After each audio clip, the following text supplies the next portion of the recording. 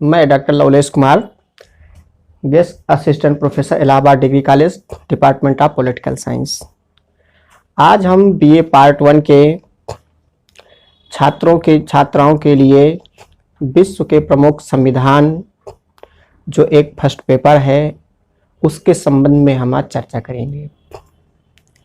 निस्संदेह BA part 1 के बच्चों के लिए ये विषय वस्तु बहुत सारे बच्चों के लिए नई होगी, तो हम इसके विषय वस्तु को हम उन चीज़ों को लेके चलेंगे, बेसिक से बेसिक चीज़ें लेके चलेंगे ताकि उनको समझने में कोई बहुत प्रॉब्लम ना आए।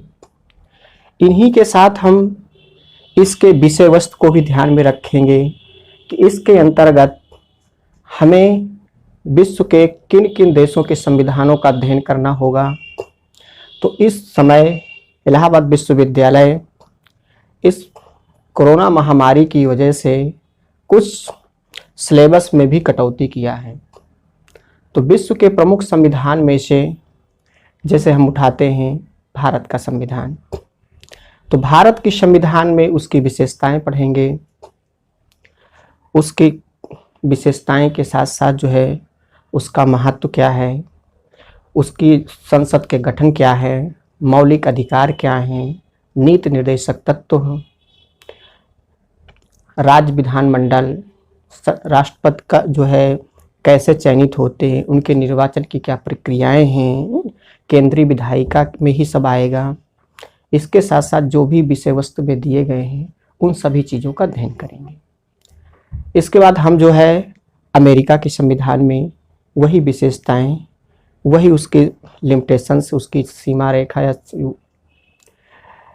इसके साथ साथ अमेरिका के संविधान में उसके राष्ट्रपति की शक्ति और कार्य हैं, कांग्रेस अर्थात वहाँ की विधायिका, उसके विधायिका के दोनों सदन, प्रतिनिधि सभा और सीनेट।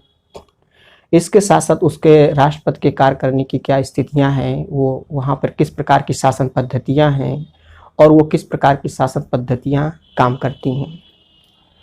इसके बाद हम चर्चा करेंगे जो है ब्रिटेन के संविधान में। ब्रिटेन के संविधान में भी वही चीज़ें हैं कि उसकी विशेषताएं हैं, सभी में विशेषताएं और उसके कार्य महत्व सब जुड़े हुए हैं।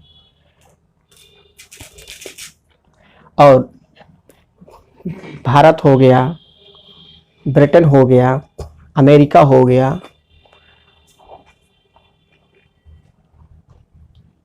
और इन्हीं के साथ साथ एक संविधान और है।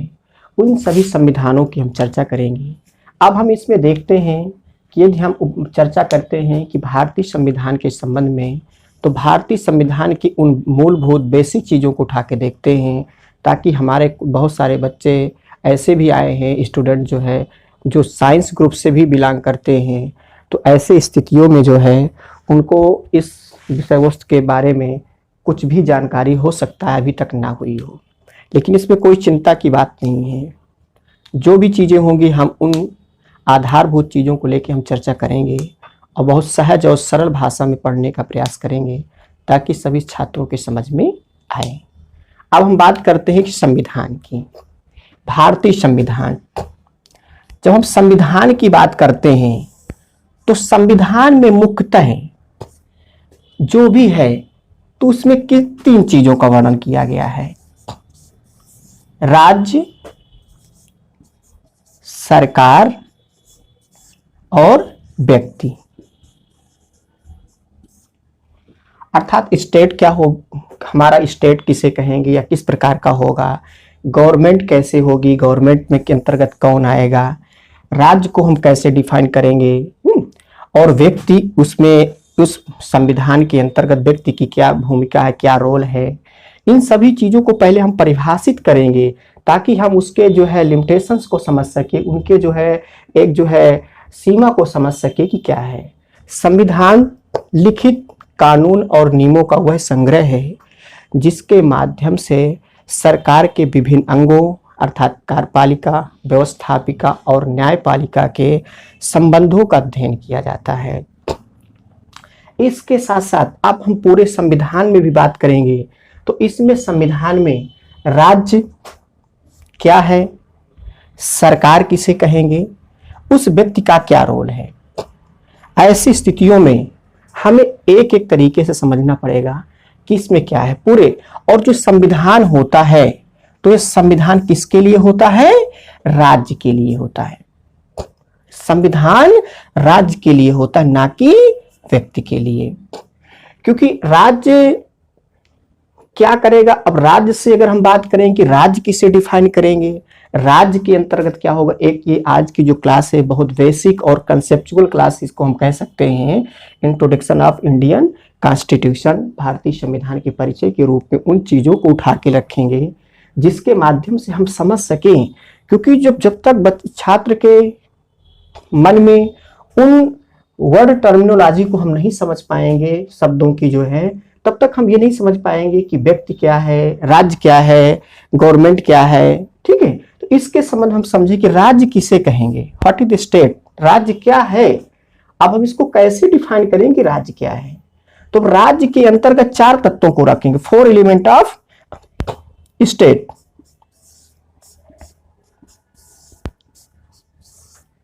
अर्थात क्या होनी चाहिए? राज्य के अंतर्गत जनसंख्या होनी चाहिए, पॉपुलेशन,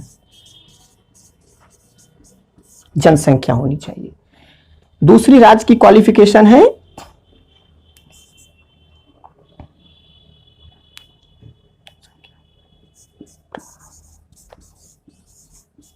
प्रादेशिक भूभाग।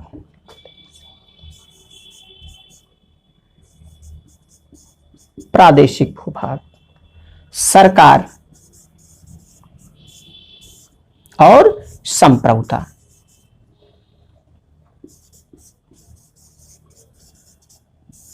अर्थात जब हम राज्य को डिफाइन करेंगे तो इसके अंतर्गत जब 4 तत्व उसके अंदर मिलेंगे, ये सभी जब 4 एलिमेंट मिल जाएंगे, तब हम उसको राज्य कहेंगे। यदि इन 4 तत्वों में से कोई भी तत्व नहीं है तो इसको राज्य के रूप में परिभाषित नहीं कर सकते हैं। क्यों?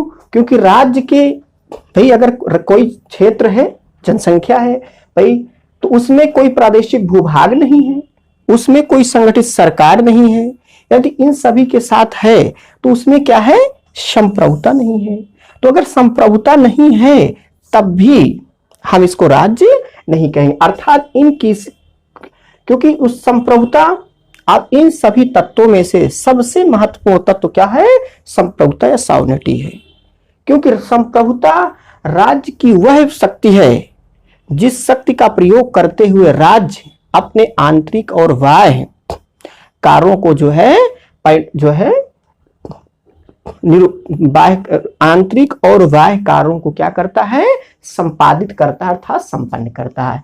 क्योंकि देश के अंदर की कोई अगर इंटरनल कोई इशू है, कोई डिस्प्यूट है, उसको कैसे स्टेट जो है या राज्य सॉल्व करेगा, या बाहरी कोई इंटरनेशनल प्रेशर पड़ रहा है, इंटरनेशनल ऑर्गेनाइजेशंस हैं या अदर कंट्रीज के जो वो हैं, विश्व के जो अलग अलग कंट्रीज हैं, तो उन लोगों का, विश्व के देशों का जो सुपर पावर या महाशक्तियां हैं, भारत पर कितना दबाव डाल रही हैं कि आप कैसी नीतियां बनाइए, या ऐसे जो है आप अपने यहाँ जो है जैसे उदारीकरण, लिबरलाइजेशन का कंसेप्ट चल रहा है, तो अंतर्राष्ट्रीय संस्थाएं जो है वो डाल रही, जो है इस पे प्रेशर डाल रही, जो है भारत सरकार पर डाल सकती हैं। तो इसके संबंध में हमारा जो है राज्य, अर्थात हमारी जो सरकार है, वो कितना स्वतंत्र है, आप अपने आप में निर्णय लेने के लिए स्वतंत्र है या नहीं है, इन सभी को दृष्टिगत रखते हुए हमारे पास क्या होनी चाहिए? संप्रभुता होनी चाहिए। यदि हमारे पास ये नहीं है तो संप्रभुता ही राज्य का क्या है? प्राण तत्व है, प्राण तत्व है। अगर संप्रभुता ना रही तो इसका मतलब राज्य का कोई अस्तित्व अथवा वजूद नहीं है। इसके बाद हम देखते हैं भाई राज्य, अब देखिए कि इसके संविधान के अंतर्गत राज्य का भी रोल है। क्योंकि अगर हम भारतीय संविधान के भाग जो है 1 से और अनुच्छेद 1 से भी पढ़े, फर्स्ट से भी पढ़ेंगे, तो India that is Bharat shall be union of state, Bharat जो राज्यों का संघ है वो वहीं से स्टार्ट हो जाता है। कहाँ किसकी चर्चा करता है? राज्य की चर्चा करता है। भाग 3 में जाएंगे तब भी राज्य की चर्चा करता है, वहां उसमें भी देता है कि व्यक्ति की क्या रोल। भाग 3 उसमें 4 उसमें जाएंगे तो व्यक्ति की भी बात करता है, ड्यूटी जो है ड्यूटीज जो है करते हैं कि आप व्यक्ति की क्या कर्तव्य है, व्यक्ति को वहां पर कैसे अपना रोल अदा करना है, कैसे क्या करना है। तो अब सरकार के अंतर्गत हम बात करते हैं तो सरकार के अंतर्गत सरकार के 3 अंग हो जाते हैं।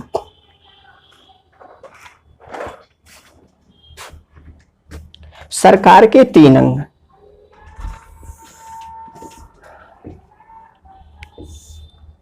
सरकार के 3 अंग हैं। व्यवस्थापिका,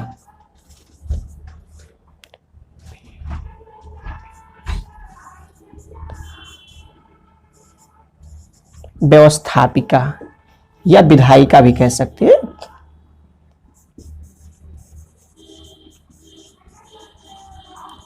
विधायिका, फिर इसका कार्यपालिका,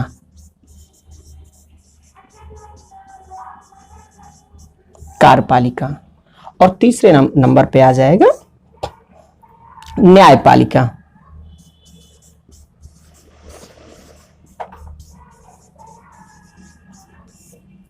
अब हम इस पे ध्यान देंगे कि भाई हमने राज्य के अंतर्गत जो 3 चीजों का मुख्य अध्ययन करना है, तो हम ये ध्यान दे लिया कि राज्य के अंतर्गत हम राज्य किसे कहेंगे, राज्य के अंतर्गत कौन कौन से तत्व आएंगे। अब हम इसके अंतर्गत जैसे हम देखते हैं कि अगर जिसके पास संप्रभुता नहीं है उसको हम राज्य की कैटेगरी में नहीं रख सकते। जैसे आपका उत्तर प्रदेश एक राज्य है, मध्य प्रदेश एक राज्य है, बिहार एक राज्य है, केरला एक राज्य है, ओडिशा एक राज्य है, लेकिन ये राज्य के रूप में तो हैं, लेकिन इनके पास क्या है, संप्रभुता नहीं है, क्योंकि अंतिम डिसीजन लेने का काम कौन करती है, सेंट्रल गवर्नमेंट अर्थात भारत सरकार करती है। तो इनके पास संप्रभुता नहीं है। इस रूप में अगर इस राज्य की परिभाषा को डिफाइन करेंगे तो ये राज्य नहीं कहलाएंगे, बल्कि इनके परिभाषा के अंतर्गत राज्य उसे कहा जाएगा। जैसे बांग्लादेश है, नेपाल है, भूटान है, अमेरिका है, ये अन्य कोई देश है, वो सब इस परिभाषा के अंतर्गत राज्य के अकॉर्डिंग उसको परिभाषित किया जाएगा। अब हम बात करते हैं सेकंड पॉइंट पे जो है गवर्नमेंट अथवा सरकार की। अब हम ये देखते हैं कि सरकार के 3 अंग है, पार्ट ऑफ गवर्नमेंट। तो कितने हैं सरकार के अंगों में से 3 पार्ट हैं। पहला लेजिस्लेटिव पार्ट, अर्थात क्या होता है, विधायी या व्यवस्थापिका। इसका क्या मुख्य काम होता है, कानूनों का निर्माण करना। इसका मुख्य काम है कानूनों का निर्माण करना, कानूनों का निर्माण करना। भाई अभी लेटेस्ट में आप देखे होगा जो है कि किसान बिल आया, विधायिका ने बनाया।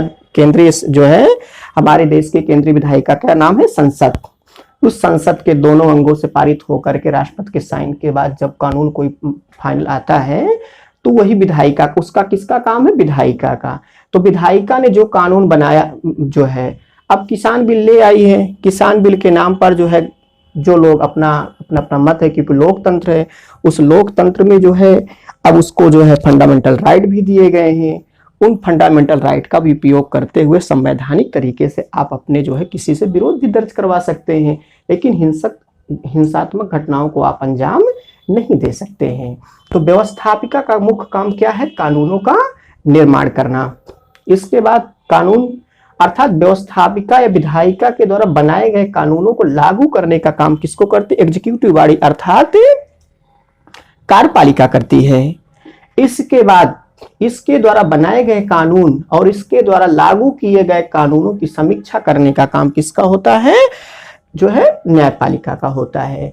तो इस प्रकार से सरकार की एक्टिविटी जो है संचालित हो। सरकार के जो है 2 प्रकार, जो इसमें कार्यपालिका में 2 प्रकार के आ जाती हैं, एक स्थायी कार्यपालिका और एक अस्थायी कार्यपालिका।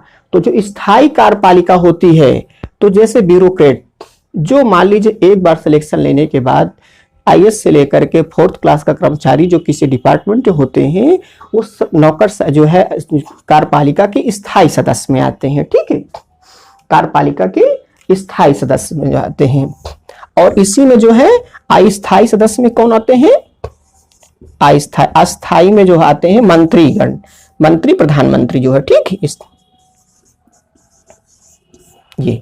इस थोड़ा डिटेल समझिए ताकि उन चीजों को आपको आसानी हो जो है।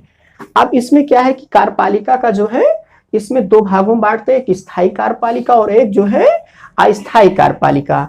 तो स्थायी कार्यपालिका वह कार्यपालिका होती जो एक बार चयन होने के बाद एक निश्चित समय के बाद उसकी क्या होती है, सेवानिवृत्त होती है। और अस्थायी कार्यपालिका वह कार्यपालिका होती है जो एक चुनाव प्रक्रिया के माध्यम से उनको जो है सरकार में पार्टिसिपेट करने का अवसर मिलता है। तो इसमें अर्थात इनका मुख्य कार्य क्या होता है, विधायिका के द्वारा बनाए गए कानूनों को क्या करना है, लागू करना है। इसके बाद हम थर्ड पार्ट में आते हैं, सरकार के तीसरे अंग में आते हैं। और तीसरे अंग में क्या होगा, अब तीसरे अंग में क्या होगा, न्यायपालिका आएगी। इन दोनों के द्वारा, इसके द्वारा बनाया गया कानून और इसके द्वारा लागू किए गए कानूनों के बाद अगर कोई उसमें विसंगत होती है, अगर कोई इसमें के असंवैधानिक होता, जैसे कि आपके मौलिक अधिकारों का उल्लंघन होता है, तो ये समीक्षा करने के बाद गैर संवैधानिक भी घोषित कर सकती है। अब यहाँ हम देखते हैं इन सभी चीजों के बाद अब व्यक्ति का भी देखते हैं जो है, तो इतना जो सारा कार्य है सरकार के अंतर्गत ही सब है, जो है। अब हम देखते हैं कि व्यक्ति का क्या रोल है। भाई मौलिक अधिकार, फंडामेंटल जब राइट आती है की बात होती है, तो सभी व्यक्ति किसकी बात करते हैं, जो है व्यक्ति की बात करते हैं कि व्यक्ति धर्म, वंश, मूल स्थान या इन सभी के स्थान पर किसी के साथ विभेद नहीं किया जाएगा। ऐसे स्थिति में हम देखते हैं कि भाई व्यक्ति का क्या अधिकार है और व्यक्ति के फिर जो है कर्तव्य क्या है। तो अर्थात हम अब संविधान की बात जब करते हैं तो संविधान में पूरा संविधान, भारत का पूरा संविधान जो 395 अनुच्छेदों में मूल रूप से बना हुआ है, तो उसमें जो है राज्य, व्यक्ति, सरकार और व्यक्ति के रूप में ही पूरा निर्भर करता है। कहीं राज्य की परिभाषा उसको डिफाइन करेगा कि राज्य क्या है, जैसे अनुच्छेद 12 में राज्य किसे कहेंगे, और सरकार क्या है, सरकार किसके अंतर्गत कौन कौन से उसके अधिकार क्षेत्र हैं, विधायी उसके, और व्यक्ति के क्या कर्तव्य है, उसके क्या अधिकार है। अब हम जब पूरे संविधान में 395 अनुच्छेद पढ़ते हैं, तो अगर हम कभी कभी कंफ्यूजन भी ये होता है कि अब 400 फिर कुछ प्लस करके 450 भी कुछ प्लस करके संविधान के अनुच्छेद पहुंच गए हैं, तो उनमें से क्या है, अगर कोई जोड़ा जाता है तो उसी में ए है, बी है, सी करके उसी को ऐड करते जाते हैं, जबकि मूल संविधान में 395 भी आर्टिकल है जो है। ठीक है, अब ये बात मुझे लगता है कुछ समझ में आया होगा आप लोगों के, जो है जो बेसिक चीजें हैं कि बेसिक चीजें से हम इसमें कैसे समझ सकते हैं। विश्व में संविधान, अब हमारे देश की जैसे शासन व्यवस्था कैसे है, तो हम देश में शासन व्यवस्था संसदीय शासन प्रणाली है, उसकी अब हमारे ये भी देखेंगे कि इन्हीं के पॉइंटों में से हम निकालेंगे कि विश्व के अगर सबसे जो है 395 अनुच्छेद है, 395 अनुच्छेद भारतीय संविधान में, तो यदि हम विश्व के अन्य संविधानों का अवलोकनात्मक या तुलनात्मक अध्ययन करते हैं, तो ये विश्व के सबसे विस्तृत या बड़े संविधानों के रूप में सामने प्रस्तुत होता है। तो अब ये एक पॉइंट हमारा इसके किस में आ जाएगा, main feature of Indian constitution, भारतीय संविधान की मुख्य विशेषताओं में एक पॉइंट हमको यहाँ से मिल गया जो है। इस संविधान में मौलिक अधिकार भी है, संसदीय शासन प्रणाली है। संसदीय शासन प्रणाली, अब ये देखते हैं कि हमारे देश की शासन व्यवस्था को संचालित करने के लिए अब तो हमने किस शासन प्रणाली का अपनाया है, संसदीय शासन प्रणाली। क्यों?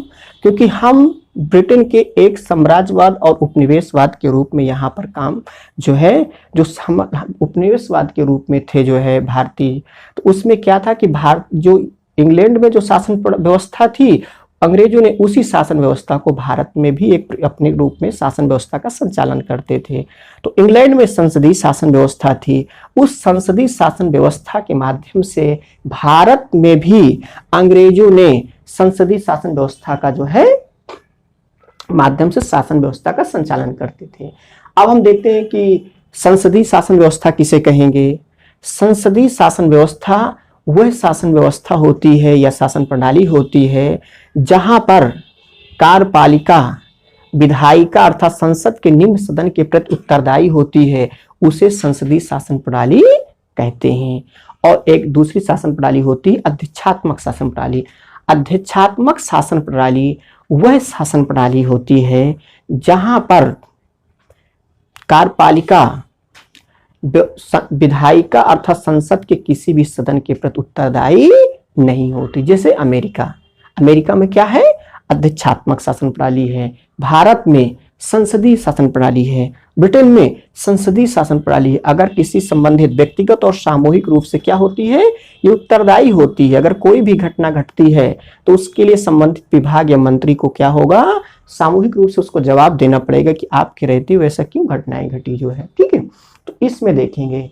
अब हम इसमें तो भारतीय संविधान के अंतर्गत एक ये टॉपिक उठाते हैं, तो इसकी विशेषताओं पर कुछ चर्चा कर लेते हैं जो है।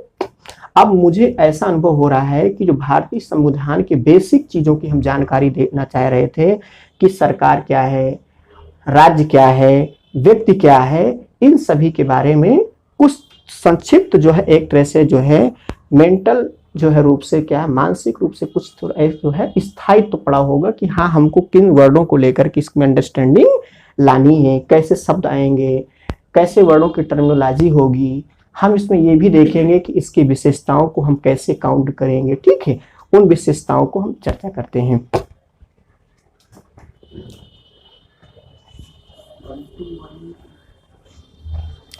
अब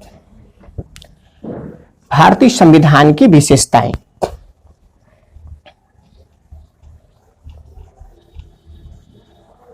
भारतीय संविधान की विशेषताओं में से हम ये देखेंगे कि कौन कौन सी विशेषताएं इसमें सम्मिलित हैं।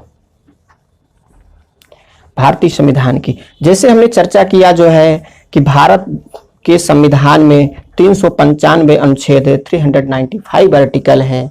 तो हम इसमें एक ये देख सकते हैं कि 395 अनुच्छेद है, अर्थात विश्व का क्या है, सबसे बड़ा संविधान है। तो एक हमारी विशेषताओं के रूप में आ जाएगा विश्व का सबसे बड़ा संविधान।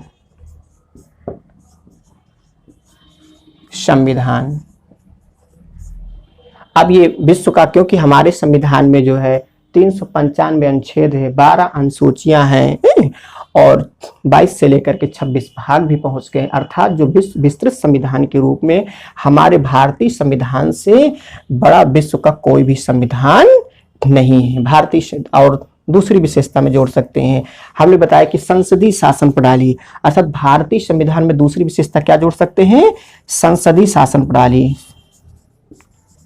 संसदीय शासन प्रणाली। तीसरी विशेषता में हम जोड़ सकते हैं मौलिक अधिकार, फंडामेंटल राइट, मौलिक अधिकार, मौलिक अधिकार आ गया। नेक्स्ट विशेषता में नीति निर्देशक तत्व,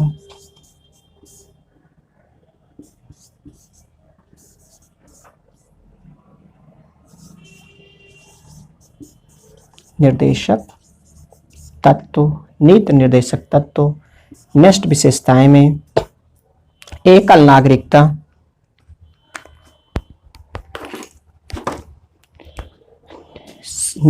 एकल नागरिकता, सिंगल सिटीजनशिप,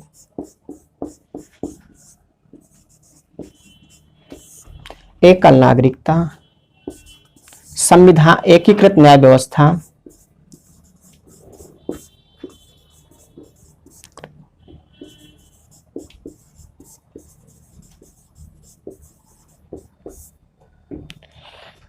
न्यायपालिका की सर्वोच्चता,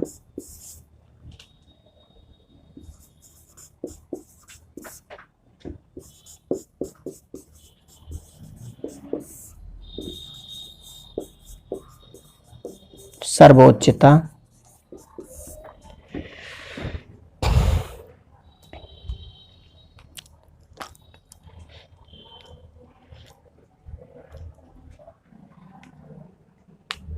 समाजवाद,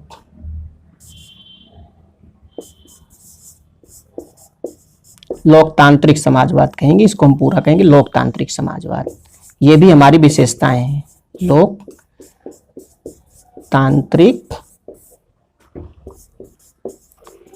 समाजवाद।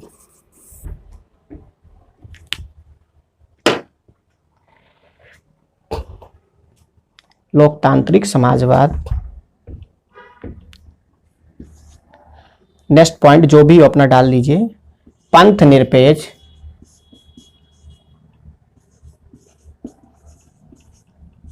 निरपेक्ष, गणतंत्र,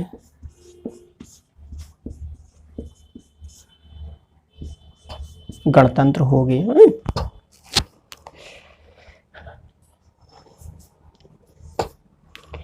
या इस प्रकार से हम देखेंगे कि हमारे पास यदि हम पार्ट 1 में देखते हैं कि जो जिस प्रकार प्रश्न आते हैं भारतीय संविधान का परिचय, भारतीय संविधान का जो है परिचय देते हुए इसके विशेषताओं का उल्लेख कीजिए या भारतीय संविधान का आलोचनात्मक व्याख्या कीजिए।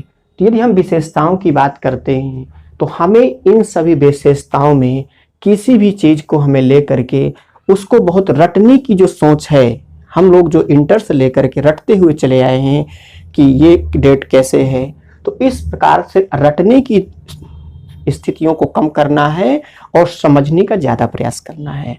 क्योंकि जब तक हम समझेंगे नहीं, इतना ब्रॉड सिलेबस है, इतना ब्रॉड विषय वस्तु है, तो हम उस चीज के विषय के बारे में सही स्थितियों का आकलन नहीं कर पाएंगे और प्रश्न भी हो सकता है आप कितने चीजों को रट सकते हैं, कितनी चीजों को कर सकते हैं।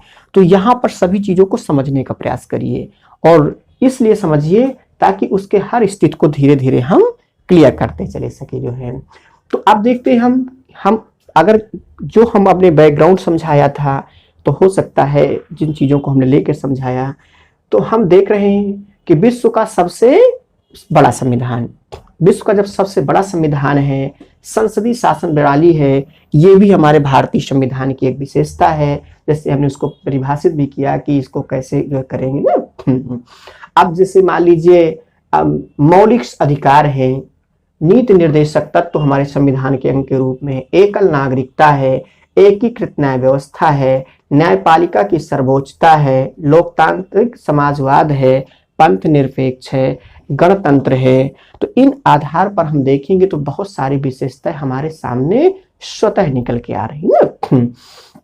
तो अब इसमें हम ये देखते हैं कि अगर हमें लिखने की, अब समझने की स्थिति कैसे समझाएंगे कि हम इसको समझे कैसे। मुख्य समस्या बच्चों की यही आती है कि पढ़ने के बाद अगर हम अपने आप से क्वेश्चन बनाएंगे या उसको थ्योरेटिकल लिखना तो हम कैसे बनाएंगे। तो अब इसको यूं समझिए कि जैसे हमने पहला पॉइंट लिखा कि विश्व का सबसे बड़ा संविधान, उसमें से आपको ये याद रखना पड़ेगा कि 395 क्या है, आर्टिकल है, ठीक है।